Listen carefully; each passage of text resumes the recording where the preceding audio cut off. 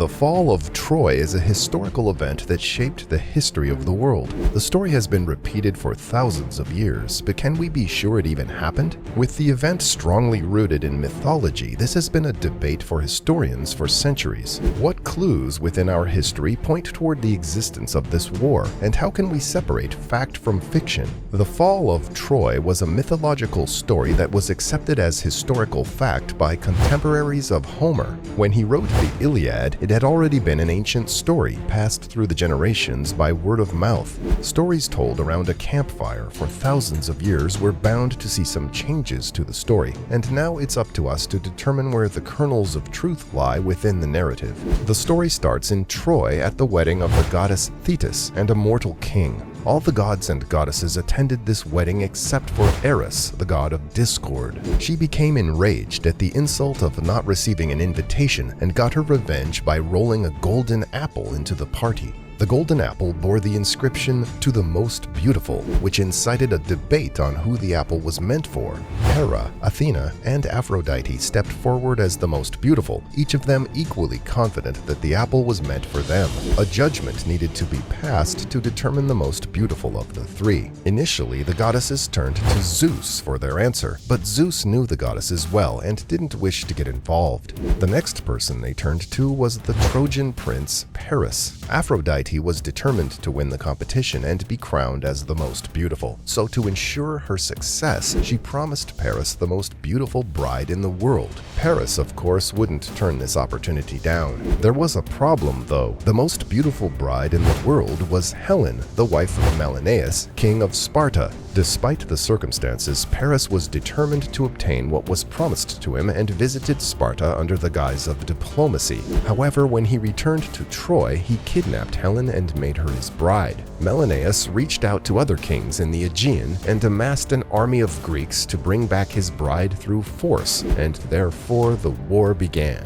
The Trojans had a great warrior prince, Hector, brother to Paris, who could defeat nearly anybody except one person, the Aristos Achaeon, or the best of the Greeks, Achilles. Achilles was the son of Thetis and her mortal husband, and his partially divine blood gave him abilities that no mortal man could ever hope to possess. Achilles was brought onto the scene and was present during the siege of Troy, which lasted 10 years. During their time outside the city of Troy, Achilles obtained an enslaved person named Briseis, who was later stolen from him by King Agamemnon. Achilles took this as an insult to his honor as a warrior and subsequently refused to fight. Without Achilles fighting with them, the Greeks suffered terrible losses. To remedy this, his best friend and rumored lover, Patroclus, was sent out in Achilles' armor to trick the Trojans into believing that Achilles had returned to fight. Hector was the only one with any hope of defeating Achilles, so he attacked.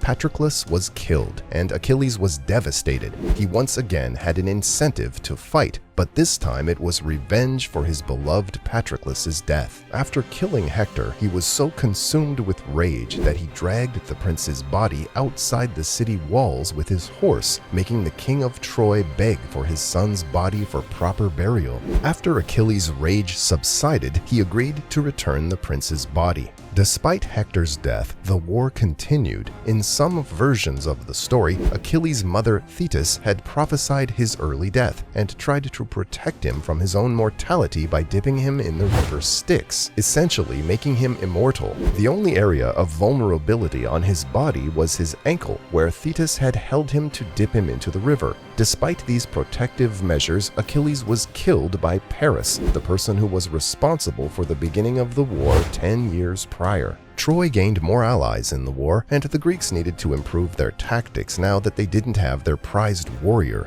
The Greeks were able to win the war by building a massive wooden horse to wheel into the city of Troy under the guise of it being a peace offering. In reality, the wooden horse was filled with their best warriors. They waited inside the horse until nightfall, then proceeded to emerge and brutally defeat the city of Troy. It would have been a scene of fire, blood, and death, true horror for anyone who managed to live to pass on the tale. It's no surprise that this story has continued to capture attention, but due to its nature of origin, the story is a strange mixture of fact and myth. Historians have continuously attempted to untangle it to allow for a better understanding of the true history behind the story. In the 19th century, a wealthy businessman, Heinrich Schliemann, was fascinated by the story of Troy. He had been informed of a possible location for the lost city in Hisarlik, Turkey. Determined to find the truth, Schliemann organized an archaeological dig in the area and uncovered many ancient artifacts dating back to when historians agree the Trojan War would have occurred.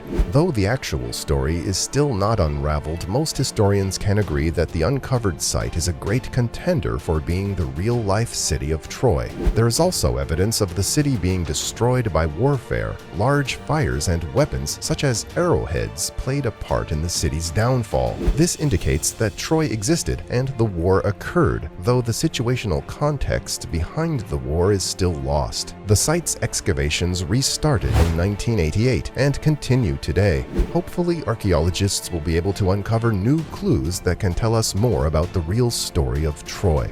Many items discovered during the excavation can now be viewed at the British Museum in London. Though it may not have been spurred on by godly activities, we can reasonably be sure that Troy existed and that a Trojan War occurred.